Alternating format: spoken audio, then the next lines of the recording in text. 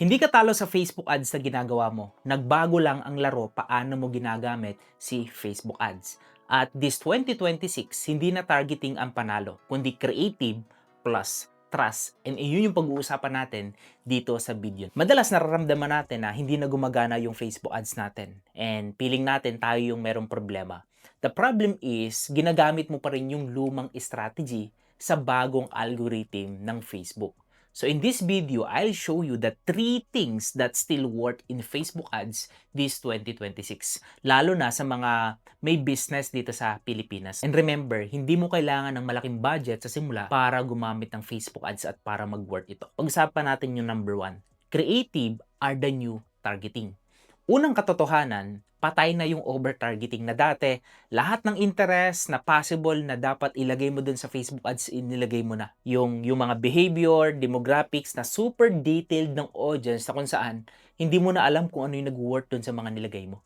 So ngayon, ang mas importante is creative na dapat ang nagtatarget. Bigyan kita ng mga ilang example, no? Kung malinaw ang message mo dun sa ad mo, para kanino yung ad mo, ano yung problem na sinosolve ng ad mo, ano yung results na gusto mong ibigay dun sa ad mo. Si Facebook na yung hanap para dun sa mga right people na nakadesign para sa mga ganong klaseng ad. Importante yung first 3 seconds para makapag-decide yung mga tao kung i-stop ba sila sa ads mo or ipapatuloy nila yung panonood dun sa ads mo. Kasi kung hindi natin magagawa yun sa una pa lang, pwedeng mangyari is magiging mahal yung ads mo, magmamahal yung CPM, pwedeng walang benta, and so much more. So sa Pilipinas kasi, best ad na napansin ko is dapat relatable dapat dun sa mga target audience mo. Usually Taglish, nag-work talaga siya. Yung mga kwento or storytelling, promotional, tapos yung mga ad na shoot mismo sa iPhone na wala siyang ganong kagandang edit, hindi siya super edit, it works.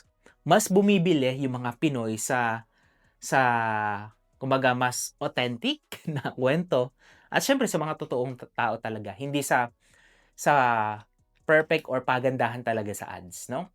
Kapag gagawa ka ng ad, wag dapat sabay-sabay. Doon sa ad mo, sinabay mo na lahat. Ang possible solution is binigay mo na. And kapag ganun kasi ang daming mong sinasabi at hindi sila nakaka-resonate doon sa sa pain na gusto nararamdaman nila.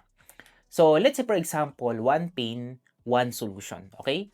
So, kung ang challenge nila right now, nahihirapan sila paano pumuti. So, mag-offer ka ng best solution paano sila puputi. Kung skincare yan. Say, Korean Learning Center.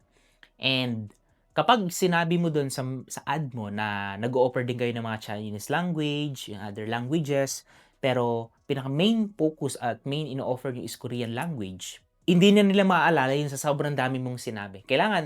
Yung kailangan nila is yun lang yung main point dun sa ad. Kaya ganun ka-importante na dapat. Ganun na yung ad natin. Para si Facebook, hindi siya mahihirapan dun sa mga taong may problema na pwedeng pakitaan ng ad mo or ng solution na ino-offer mo. Ano ba tong broad targeting na napag-usapan natin kanina?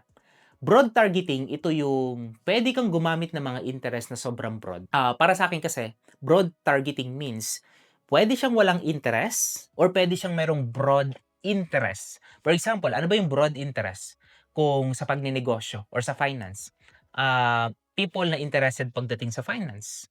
Pag business naman, people interested about business, yung keyword. Pero ito yung hindi sinasabi ng iba. Hindi gagana ang broad targeting kung wala kang signal. And Coach Jay, ano ba yung mga signals na kailangan nating daanan? Signals are action. Ano yung nangyayari dun sa ads mo? Meron bang nanonood na video? Marami ba? Meron bang engagement dun sa ad? Meron bang mga leads? Kung nag-acquire ka ng mga leads, may nakukuha ka bang leads? Benta ka naman sa ads mo, if you're using sales campaign, meron bang bumibili? Wala. Or hindi maganda yung quality ng signals, mahal yung ads mo. Pero kapag maganda yung signal or yung nangyayari dun sa ads mo, may mga bumibili, merong engagement, may mga nagbibigay ng lead, most likely ang mangyayari, magmumura ang ads mo. Kasi nga, 'di ba, maganda yung signal kay Facebook, effective yung ads mo. Ganun ka-importante na dapat babantayan mo yun. And maraming mga Pinoy advertisers. Approach is from ad, buy now kaagad. Resulta, mahal. Kasi walang trust. Importante, if you are selling, warm before you sell. So ano yung winning flow or process na pwede mong gawin kung nag-a-ads ka na? Number one is through content. Magko-content lang ba ako? Then that's it. Ang goal ng content mo dun sa page mo or kung saan mong social na nakikita ka ng mga nakakakita rin ng ads mo is magkaroon ng engagement. Ma-remember ka nila or maalala ka nila na makakatulong yung product na to. So, meron ka nang nakapag-build ka na ng trust sa kanya. Na-remember ka. So, instant trust na yon. Hindi to ginagamit ng iba. Ang ginagawa is you can retarget people na lahat ng nag-engage, nanood ng views, kahit organic content man yan, or page engage man yan, pero ang pinaka-importante sa ads mo is dapat meron kang retargeting. So meaning to say, yung mga taong nagpakita ng interest, dapat napapabalik at napapabalik mo yun hanggang i-unfollow na yung page mo kung hindi sila talaga interested na bumili. So most likely yun yung gagawin nila. Okay? From the retargeting, papunta na yun sa offer na part. So meaning to say, kailangan painitin mo muna yung audience mo bago mo sila bentahan. Huwag ka kagad benta kung magmamadali. Okay? Last, number 3, trust-based funnel beat direct selling. Mga Pinoy is don't buy from ads. Yes, bibihira, they buy from the people they trust. Hindi sapat na maganda lang yung offer mo. May boses mo. And ang pinaka-importante, may story or may kwento na makaka-relate dun sa ino-offer mo. Especially if you are providing services or even the product, no? So, importante na dapat meron kang proof, meron kang big claims and promise na makakatulong sa kanila. Mas tumataas ngayon yung conversion ng ad mo at nagiging effective kasi you provide a testimonials, social proof conversations, kesa sa sabihin mo na best product na magpapaputi sa'yo this 2026. Guaranteed income. Big claims and promise yun na ayaw din nating gawin. Explain, pero don't convince. Kailangan mo lang ipakita sa kanila ano ba yung problema mo. Bakit ba nangyayari yung problema mo na yan? And paano mo masusolusyonan yung problema nila through your offer? So, anong next step para magawa mo na ma-demonstrate mo sa kanila yan?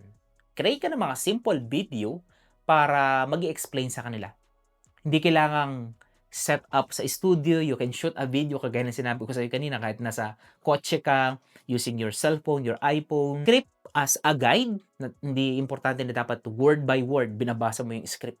Meron ka lang mga bullet points or guide para i-explain mo and mas magiging authentic yun kapag ganun yung approach mo. Merong consistency dun sa message mo and merong credibility dun sa ino-offer mo. And ano yung takeaway dito sa pinag-usapan nating video? Tandaan mo lang, sa Facebook ads, this 2026 at sa mga darating pa, creative ang bagong targeting. Broad plus signals equals cheaper ads. Mas murang ads. Trust muna bago benta. Hindi mo ba baguhin yung strategy mo, uubusin ka talaga ng ad cost. If this video help you, comment below yung takeaway mo dito sa video na to. And I will share more updated Facebook ads strategies para sa mga Filipino business owners kagaya mo. Subscribe on this channel if you want more ads content para ma-notify kita every time I upload and release a new video na hindi lang basta theory. Thank you so much. This is Coach Jay. Make today a better than yesterday. Keep safe and I will see you on the next one.